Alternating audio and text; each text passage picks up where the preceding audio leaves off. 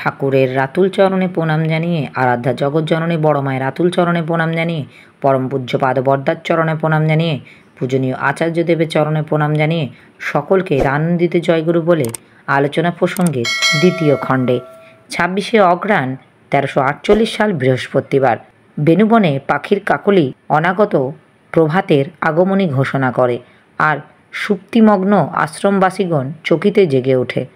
শান্ত, মৌন, নিস্তব্ধ আশ্রমভূমি। তার মাথার উপর জল জল করে জ্বলে ভোরের শুকতারা, মাটিতে ঝরে পড়ে শিশির কণা। পদ্মাচরের শ্যাম তৃণবিতান গা এলিয়ে পড়ে থাকে। অদূরে ঝিলের জলরাশি নিস্তরঙ্গ নিথির হয়ে অলস্য বিলাসে এবং আপমনে শোভা পায়।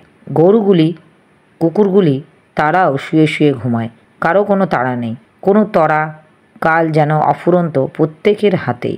কিন্তু তারই মাঝে আশ্রমবাসীগণ চকিত চঞ্চল হয়ে ওঠে। ভাবে, বুঝিবা আজ দেরি হয়ে গেল, কত কথা হয়ে গেল তার কাছে, আমরা সময় মতো পৌঁছাতেই পারলাম না। নেশাখোরের যেমন নেশার সময় এলে দিক দিক জ্ঞান থাকে না, নেশার বস্তু পাওয়া চায় তখনই, এও যেন তেমনি।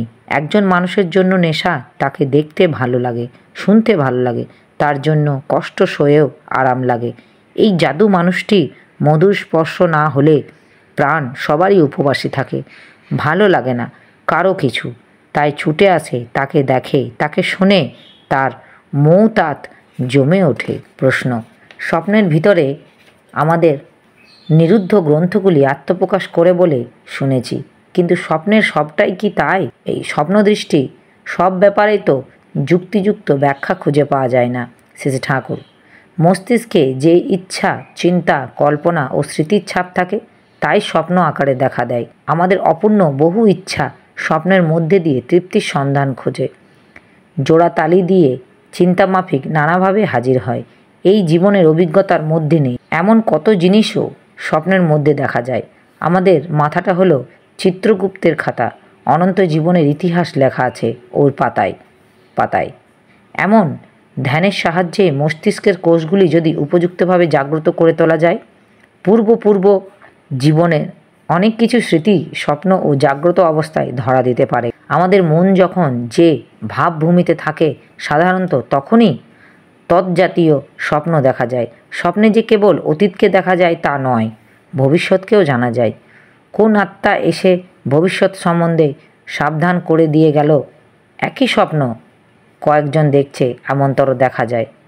এই সব ব্যাপারই যা আমরা দেখছি, এইসব ব্যাপার যা আমরা চোখে দেখি না, কানে শুনি না, ইন্দ্রিয় দিয়ে বোধ করি না, তা যেন নেই তা নয়। আমাদের ইন্দ্রিয়গুলি শক্তি সীমাবদ্ধ, তাই তার উপরে যা তা আমাদের কাছে না থাকা হয়ে আছে। কিন্তু এই ইন্দ্রিয় ও মস্তিষ্ক শক্তি অনুশীলনের সাহায্য অফুরন্তভাবে বাড়ানো যায়। তখন মানুষের অনুভবের রাজ্যও ততখানি বিস্তার লাভ করে।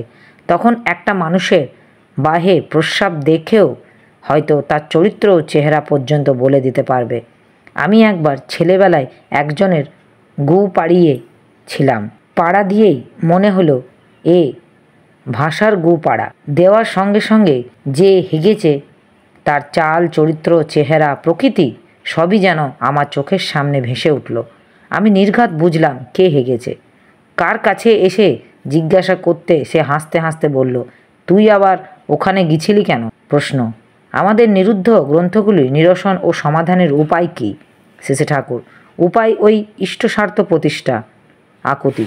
নাম ধ্যানের ওগুলি জেগে উঠতে থাকে এবং তার নিয়ন্ত্রণ, সামঞ্জস্য, সমাধানের পথ আবিষ্কৃত হয়। ইষ্ট আর ইষ্টস্বার্থের মনে আনাগোনা। এমনি করেই ধ্যানে আসে চিত্ত সংযোজনা। মস্তিষ্ক কোষগুলি নামে তরঙ্গে যতই আন্দোলিত এবং আড়লিত হতে থাকে, ততই ওগুলির ভিতরে অনুসৃত নানা ছাপ আত্মপ্রকাশ করতে থাকে। অনেক বিভৎস চিন্তা, কল্পনা ও প্রবৃত্তি হাজির হতে থাকে। অনেকেই ওইসব দেখে আঁতকে ওঠে, ভাবে আমার বুঝি অধোগতি হচ্ছে। আবার কেউ কেউ মনে একাগ্র ও সংযত হচ্ছে না, মনের চঞ্চলতা ও মলিনতা বেড়ে যাচ্ছে ইত্যাদি ভেবে নাম করা ছেড়ে দেয়। কিন্তু তা ঠিক নয়। নামে সুপ্ত গুপ্ত যা তা যে আত্মপ্রকাশ করে সেইটাই লাভ। তখন বোঝা যায় নামের ক্রিয়া হচ্ছে, কিন্তু ধ্যান সম্বন্ধিত নাম চাই। মনের কোণে যাই উকি মারুক না কেন, ধ্যানের সাহায্যে সেটাকে ইষ্টের সঙ্গে সঙ্গতিশীল এবং ইষ্টার্থপূরক করে তোলার কায়দাটাই মাথায় এঁটে দিতে হয়। আবার বাস্তব কর্মক্ষেত্রে হাতে কলমে করতেও হয় তেমনি। এমনতর করে চলার মধ্যে দিয়েই ওগুলি সমাধান ও নিরসন হয়, নচেত ধামাচাপা দেওয়ার অবস্থায় থাকে। কখন যে কোন প্রবৃত্তি বেঘরে ফেলে তার ঠিক নেই।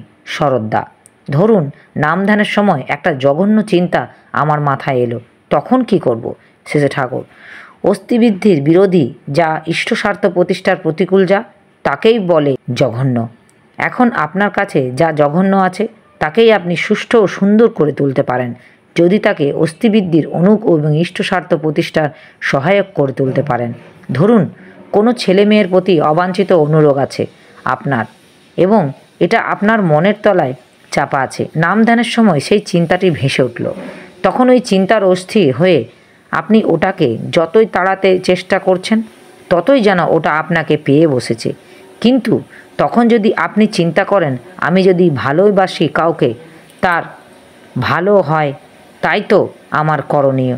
পরমপিতার কাছে তার মঙ্গলের জন্য যদি প্রার্থনা করেন, সে যাতে ইষ্টস্বার্থ প্রতিষ্ঠাপন্ন হয়, সুখী হয়, সেই জন্য আপনার যদি কিছু করবার থাকে, সম্মানযোগ্য ব্যবধান বজায় রেখে আপনার বংশমর্যাদা ও ইষ্টগৌরবের স্মরণ রেখে তা কীভাবে করা যায় তার উপায় যদি আপনি চিন্তা করেন, তা তো দোষণীয় হবে না, বরং ওই চিন্তা ইষ্টস্বার্থ প্রতিষ্ঠার সঙ্গে গঠিত হয়ে দরুণ মঙ্গল প্রসূত হবে।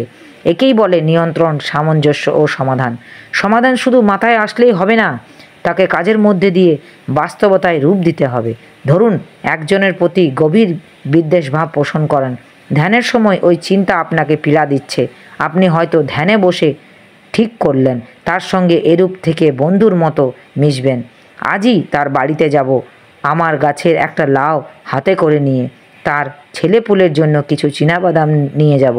কিন্তু কার্যক্ষেত্রের ভিতরে নিরোধ পবিত্রী দরুন তা আপনি করলেন না, আর মনে মনে হয়তো ভাবলেন আমার অন্তরের বিদ্বেষ না থাকলে হলো, বাইরের এইসব করা দরকার কি? কিন্তু জেমস বলেছেন, it is purpose that good looks at and not the intention purpose.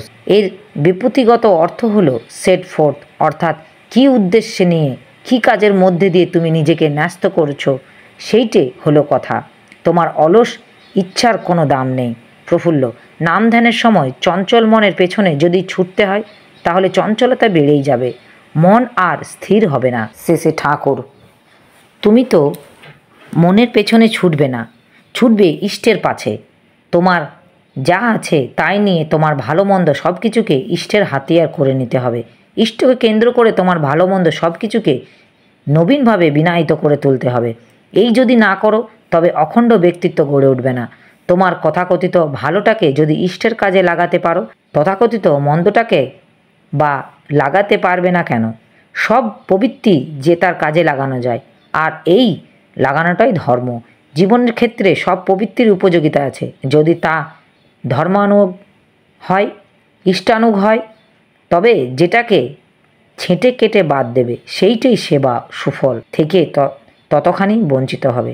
ধরো তুমি ক্রোধী, এই ক্রোধ বিসর্জন দিতে গিয়ে যদি তুমি অর্থাৎ পরাক্রমকে বিদায় দাও, তাহলে তোমার জীবনে দুর্বহ হয়ে উঠবে, আর দিন দিন অসৎকে প্রশ্রয় দিয়ে বাধ্য হবে। আবার এই প্রবৃত্তি যদি তোমার ইষ্টার্থ সৎন্যষ্ট হতে বাকি থাকে, অসংলগ্ন থাকে, তবে তার প্ররোচনায় তুমি কখন যে কি করতে পারো তার ঠিক নেই।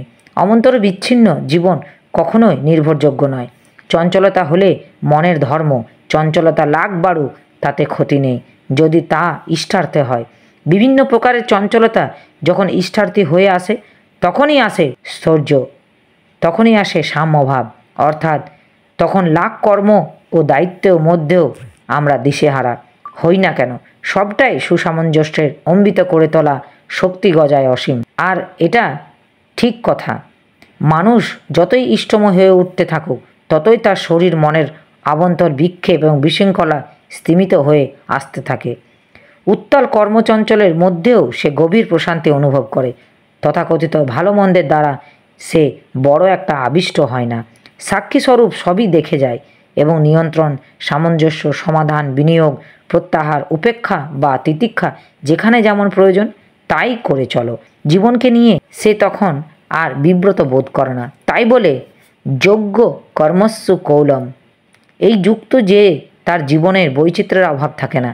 তাই বলে ব্যতিক্রমী চলন থাকে না, কারণ একের জন্যই সে বহুকে চায়। সর্বাবস্থায় একের অর্থাৎ ইষ্টের পরিপূরণ ও পরিচর্যায় তার লক্ষ্য। তাই সব বৈচিত্র্য সূত্রে মণিকর্ণ ইব মালাকারে গঠিত হয়ে ওঠে, বিশৃঙ্খলা শৃঙ্খলা পর্যবসিত হয়। শেষে ঠাকুর তাসুতে তক্তপোষে বসে উত্তরাস্য হয়ে কথা বলছেন। কাঁথা দিয়ে গাটা ঢেকে বসলেন। একটু হাঁটুর নিচে কয়েকটা কলবালিশ একটা হাঁটুর আসন গড়াই অবস্থায়। কথা যখন খুব জমাট বেঁধে উঠেছে তখন মাঝে মাঝে ঝুঁকে ঝুঁকে কথা বলছেন। মুখখানি হাসি হাসি আনন্দে ভরা, চোখের চৌম্বক চাহনি সকলের মন প্রাণ হরণ করে নিচ্ছে।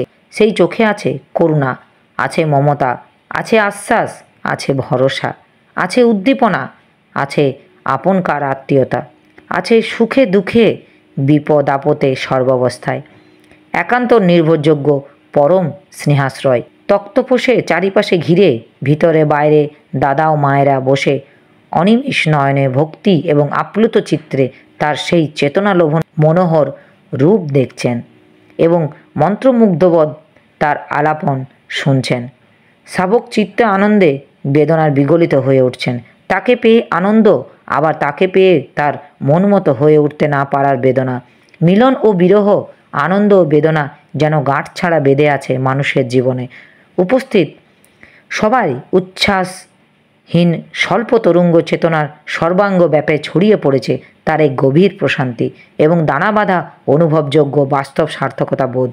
মন তাদের ধ্যানমগ্ন, বাইরে কোনো বিক্ষেপ বা ঝামেলা তাদের তখন ভালো লাগবার কথা নয়। এমন সময় একটা মা হাঁকপাক করে ছুটে এসে শেষে ঠাকুরকে নিবেদন করলেন তার ছেলেটি খুব অসুস্থ, ডাক্তার বলছে এখনই 40 টাকার ওষুধ লাগবে। শেষে ঠাকুর তখনই উপস্থিত যারা ছিলেন তারা তাদের বিশিষ্ট দুজনকে লক্ষ্য করে তাদের দিকে তাকিয়ে বললেন, যা তো 20 টাকা করে নিয়ে আয় তো এখনই, তাড়াতাড়ি আনবি, দেরি করিস না কিন্তু।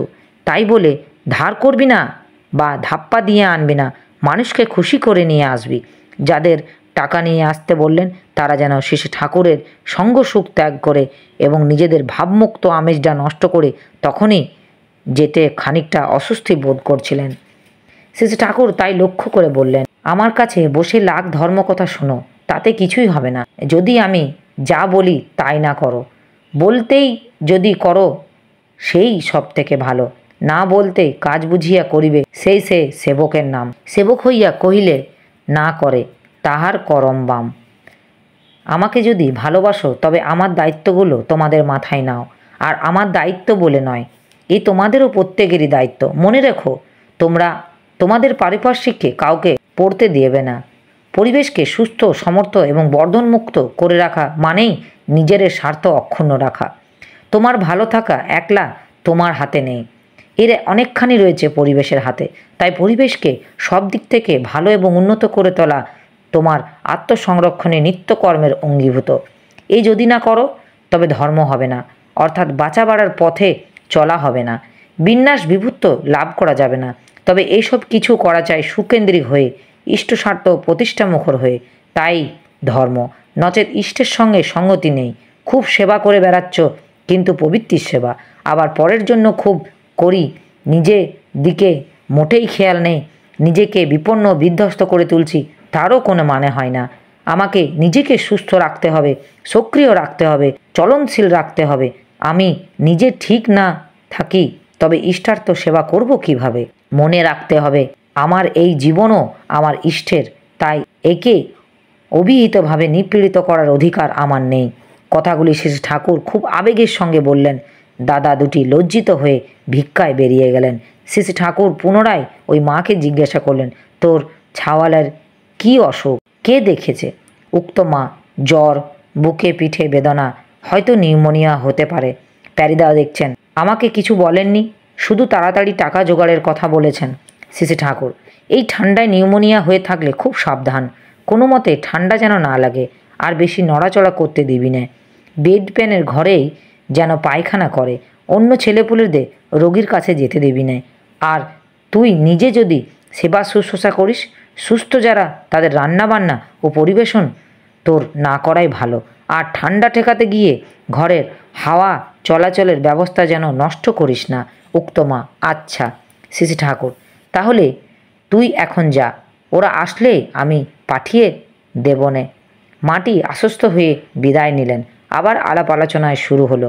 অতীন্দ্রিয় দর্শন এবং ইন্দ্রিয় ও যন্ত্র সাহায্যের ব্যতিরেকে দূরবর্তী ব্যক্তিদ্বয়ের মনোভাবের যোগাযোগ ইত্যাদি কী এবং কেমন করে সম্ভব, তার উত্তরে শেষে ঠাকুর বললেন, আমি নিজে একবার দেখলাম একটা জাহাজে আগুন লেগেছে। পরে কাগজে দেখা গেল সত্যি কি তাই ঘটেছে। আমি হয়তো তামাকের দরকার বোধ করছি। ঠিক তখনই একজন তামাক নিয়ে হাজির। এসব মানসিক একটানার ব্যাপার। একটা বেতার এবং প্রেরণাকেন্দ্র থেকে যে তরঙ্গ বের হয়, সমতানে সেই গ্রহণযন্ত্র যেখানে থাক না কেন সেখানে তার পুনরুৎপত্তি হয়। আমাদের মস্তিষ্ক যেমন একটা যন্ত্র, সেও ধরতে পারে। সামনাসামনি একটা ঘটনা না ঘটলে তার সূক্ষ্ম সাড়ায় এর মস্তিষ্কে দর্শনকেন্দ্র উত্তেজিত হয়ে প্রত্যক্ষ দর্শনই যেন ঘটে। আমাদের হয় কি, এক উপলক্ষে কাজ করতে প্রবৃত্তি দরুন বিচ্যুত হয়ে যায়। বহু উপলক্ষে এসে পড়ি। আমি হয়তো ইন্দুকে একটা কাজের ভার দিলাম। সে এক মার অনুরোধে একটা জিনিস কিনবার জন্য পাবনায় চলে গেলেন। আমি তার উপর নির্ভর করে বসে আছি।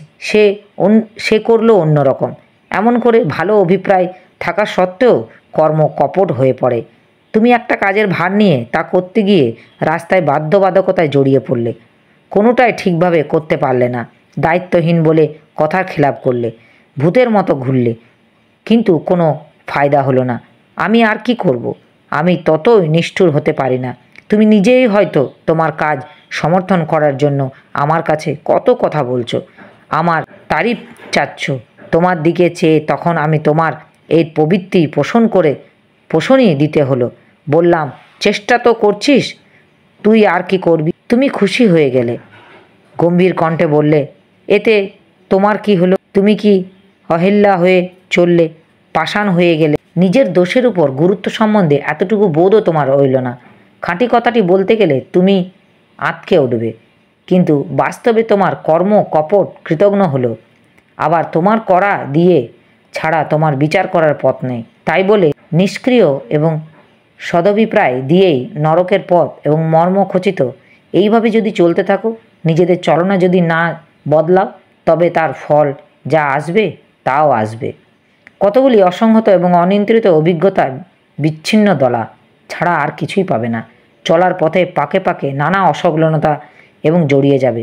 দুঃখে দুর্দেব ঘিরে ধরবে আর অদৃষ্টকে ধিক্কার দিতে থাকবে, অথচ কোনো হদিশ পাবে না। জীবনে কেন এই দুর্ভোগ? ফল কথা, যতদিন হাজার টানে ঘুরবে ততদিন মস্তিষ্ক থাকবে বিক্ষিপ্ত হয়ে। দৈনন্দিন জীবনের প্রয়োজন এবং সমস্যা সমাধানও করতে পারবে না। কিন্তু একের টানে একের জন্য যদি পারপার্যক্রমে যথাবিধি শত কাজ করো, হাজার ব্যাপারেও ঘোরো, তোমার মস্তিষ্ক সুস্থ থাকবে, স্বস্থ থাকবে, সতেজ থাকবে। কোনো সমস্যাকে দুরূহ মনে হবে না, সমাধান শক্তির বহির্ভূত মনে হবে না, সংগ্রামের মধ্যে জীবন উপভোগ মনে হবে। তাছাড়া তোমার মস্তিষ্কে একতানতার প্রবণতা বজায় থাকবে, বেড়ে যাবে। তুমি নিজে কত কি বোধ করতে পারবে তখন। মানুষের সক্রিয় সহজ সুকেন্দ্রিক চলনার পথে বহু বিভূতি এবং অনায়াস সহজলভ্য হয়ে ওঠে, কিন্তু ওদিকে খেয়াল দেয় না। এদিকে বেশি নজর দিতে গেলেই মানুষ লক্ষ্যভ্রষ্ট হয়ে পড়ে। উপস্থিত দাদা, ভাই, বোন, মায়েদের আমার আনন্দিত জয়গুরু।